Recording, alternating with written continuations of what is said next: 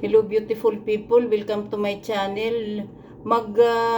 Luluto ako kay Svinirik ngayon ng yung baduya or okoy ang tawag. Wala akong masyadong yung mga linagay kasi yung niya, yung sibilino niya, ito 'di ba? Sibilino ang tawag namin ito. Wala na. Ayan, yun dapat ang ilalagay. Pagkatapos imbis na sibilino, kasi ganun rin yun naman, medyo may pagkahawig ng lasa ng sibilino at saka sibuyas, linagyan ko na lang ng sibuyas, pagkatapos bawang din at saka black pepper, nangangati naman yung ilong ko,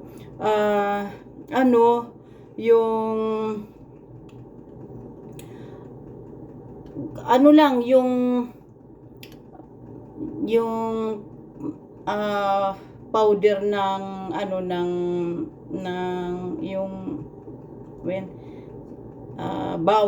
bawang na powder, yun lang ang linagay ko.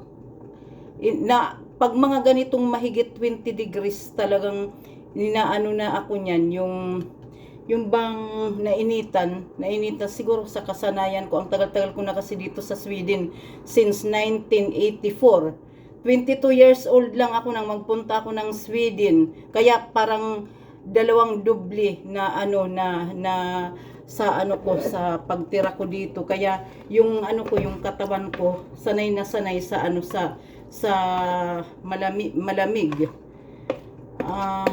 Na ngayon, Lunes, isang linggo na lang, Martes sa susunod 21 ng July, pasok na ako. Ano ba yan? Tingnan nyo. Kasi nga ako, yung nainitan ako. Ayan yung ko, yung ko dyan, yung ipreprito ko.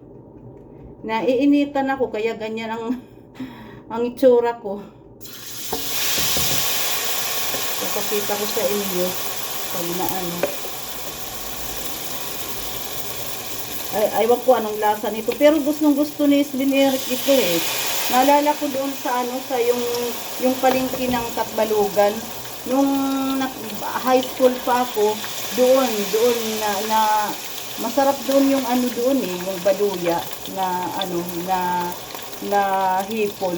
Yun, masarap din ang baduya na hipon. Ko sa inyo. Ayan. Yung ko, paano nito eh.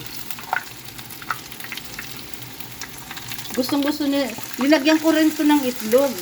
Nilagyan ko rin ng itlog siya. Ano ko kasi na na medyo hindi pa ba ayun din. Hindi pa nag-brown. Kaya medyo na siya eh.